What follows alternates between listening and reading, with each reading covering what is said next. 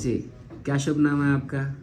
Swarnlata Mahanto, okay, कहाँ से आए हैं? उड़ीसा से। उड़ीसा से। हाँ। जी, क्या दिक्कत होता था? बहुत दिक्कत होता था, बहुत जलन पूरन होता था, दर्द होता था।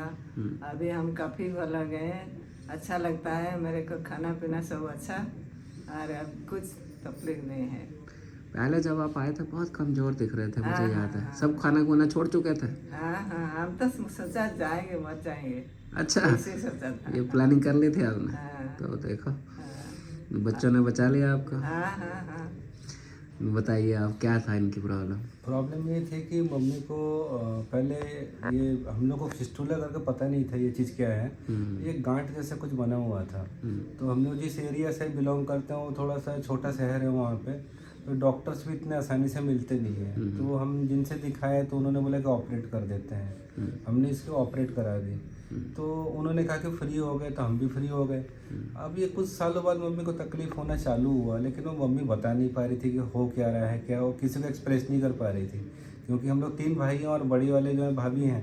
तो बाद में अब जब लगा कि कुछ ना कुछ प्रॉब्लम्स आ रही हैं, तो फिर इन्होंने खुल के भाभी को बताया, फिर भाभी हमें बताएं कि ऐसे ऐसे प्रॉब्लम है। और जिस डॉक्टर्स के पास हम लोग गए थे वो दोबारा इस चीज़ को ऑपरेट करने के लिए मना कर दिए, और उन्होंने कहा कि मैं भी ये कैंसर की तरफ जा रहे हैं, आप हो सकता है कि कैंसर भी हो। और हम लोग एकदम उसमें आ गए कि अब अचानक ये क्या हो गया, वही डॉक्टर वैसे चीज़ बोलने चालू कर दिए। तो मायूसी काफ़ी छा गया। तो फिर हम लोगों ने यूट्यूब में सर्च करना चालू किए। हम लोग सोचे कि कहीं से कुछ हो जाए, मम्मी को बचाना है। तो मन में ये था कि वो कैंसर कैंसर दिमाग में बार बार चल रहा था, सारे लोग परेशान। तो मैंने यूट्यूब में सर्चिंग करने के बाद मैंने सच बताऊं तो इतने सारे डॉक्टर्स की मैं रिव्यू वगैरह बहुत पढ़ता हूं कि किसने क्या कमेंट दिया। बहुत सारे डॉक्टर के अच्छे कमेंट्स थे, लेकिन उसमें कुछ कुछ लोगों की बहुत ज़्यादा नेगेटिव्स भी हो जाती थी। उसमें नेगेटिव मतलब बहुत अलग तरीके का उनकी स्टेटमेंट होती थी। तो मैंने फिर डॉक्टर आशीष भनोट जी का वो देखा, आपका वीडियोज़ वगैरह देखे वहाँ पे। तो और रिव्यूज़ में भी मैं बहुत गया, उसमें चेक किया मैंने, एक भी आदमी का किसी का नेगेटिव आपके लिए नहीं देखा था। तो मुझे ये मन में नेगेटिव भी लिख देते हैं कई लोग, ऐसा नहीं नहीं सर, मैंने जहाँ तक चेक किया, क्योंकि मैं एक एक चीज़ को पढ़ नहीं पाया उसमें, लेकिन जहाँ तक मेरा नज़र गया तो परसेंटेज हो सकता है किसी ने लिखा होगा, लेकिन मैं उतना नेगेटिव मैंने कभी शायद मुझे तो नहीं मिला। लेकिन मुझे एक दिमाग में ये था कि मैं आऊँ तो सर को एक बार ही दिखाऊँ। तो हम लोग ये आ गए थे शायद, मम्मी और हम लोग सब आ गए थे, 15 तारीख को आ गए थे। तो उस दिन हम लोग पता नहीं क्यों कि आपका एक हॉस्पिटल वहाँ पे द्वारका में भी दिखा रहा है, एक यहाँ यहाँ सामा हॉस्पिटल भी आ रहे हैं। तो हम सोचे कि आपके वहाँ द्वारका चले जाते हैं, लेकिन द्वारका में वहाँ पे वो क्लोज करके दिखा रहा था उसमें। अभी मैं जा नहीं पा रहा वहाँ पे। हाँ जी हाँ जी। देन हम लोग वहाँ पे वेंकटेश्वर हॉस्पिटल चले गए। वेंकटेश्वर हॉस्पिटल चले गए तो वहाँ पे डॉक्टर साहब को दिखाया, लेकिन मम्मी को पसंद नहीं आया वो डॉक्टर साहब, मतलब मैं उनका नाम नहीं लूँगा, लेकिन मम्मी को पसंद नहीं आया कि बोला मुझे और कहीं दिखा।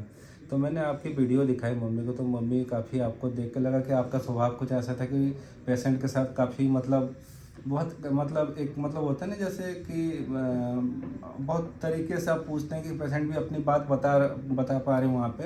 तो मम्मी को पसंद आया, तो मैंने आपसे फिर फ़ोन भी किया था, देन मैंने मैसेज भी किया था। तो मैं बोला सर मैं कल आ जाता हूँ आपके पास। तो आपने कहा कि नहीं, मैं फलाना फलाना डेट में मिलता हूँ, आप इस डेट में आ जाइए। वो अच्छा एक्सपीरियंस, हम लोग सुबह सुबह आ गए थे और आपने भी बहुत अच्छे तरीके से देखे, और आपने इसकी इमरजेंसी देख के, मम्मी की इमरजेंसी देख के आपने सर्जरी भी कराई। वो सर्जरी इतना अच्छा था कि मम्मी को तकलीफ़ नाम का कोई चीज़ ही नहीं था। मम्मी को कुछ भी तकलीफ़ नहीं हुआ, जबकि मैं भी यहीं पे था, पापा भी आए थे मेरे साथ।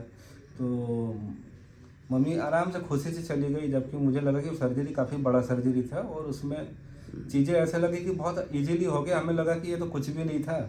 मम्मी भी बोल रही मुझे कोई पेन नहीं है।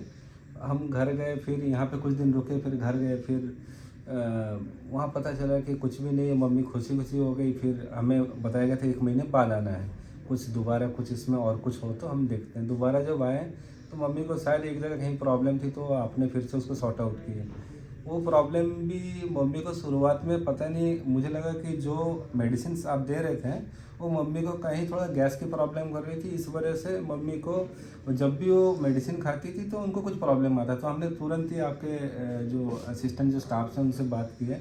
उन्होंने मेडिसिन 2 दिन रोकने के लिए बोले, प्लस उन्होंने कुछ ऐसे एक टॉनिक कुछ बताया जिसमें इनको थोड़ा सा वो गैस रुक जाए और खाने का दोबारा मन। वो चीज़ें हमने कंटिन्यू की। मम्मी एकदम ठीक हो गई। उनकी मम्मी का कुछ मोशन का प्रॉब्लम पहले वाले में था, सेकंड वाले में मम्मी का मोशन अच्छा हो गया। मम्मी सोची मैं तो एकदम और फ्लाई करूँगी पूरा, कोई दिक्कत नहीं, मुझे सब कुछ ठीक है। नहीं, तो वो वैसा चेहरे हो- से अलग दिख रहे हैं, मुझे ध्यान हाँ, है। हाँ।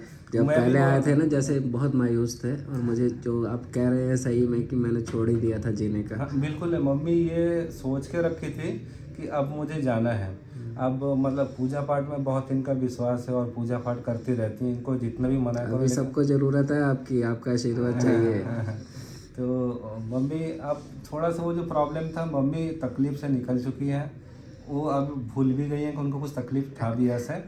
और ये हमें अच्छा भी लग रहा है। ये अब दूसरों के लिए सोच रही है कि जैसे कुछ बड़े भाई को प्रॉब्लम आई है तो ये उनके लिए सोच रही है कि अब बड़े भाई के लिए क्या करिए। ये हमें भी अच्छा लग रहा है कि अपना तो भूल गई है और दूसरे के बारे में सोच रही है, जैसे पहले मम्मी हुआ करती थी वैसा हो चुकी है। क्योंकि बहुत अच्छा फोकस, ये बीमारी ऐसी है कि सारा फोकस उधर चला जाता है जी, जी। और आप किसी से बात भी नहीं कर पाते। बिल्कुल सही। खाने में भी स्ट्रेस, किसी को कोई चीज़ अच्छी भी नहीं लगती।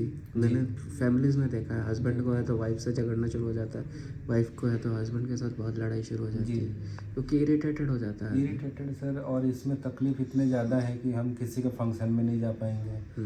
अब मम्मी नहीं जाएंगे तो हमें एक मेंबर, जो मेन मेंबर वो नहीं जाएंगे तो बाकियों का प्रॉब्लम है। किसी के सुख दुख अकेला में छोड़ के भी जाओ तो बुरा लगता है। वो भी बुरा लगता है। तो ये चीज़ों से हम लोग सोच रहे थे कैसे इस मुश्किल से बाहर निकलें।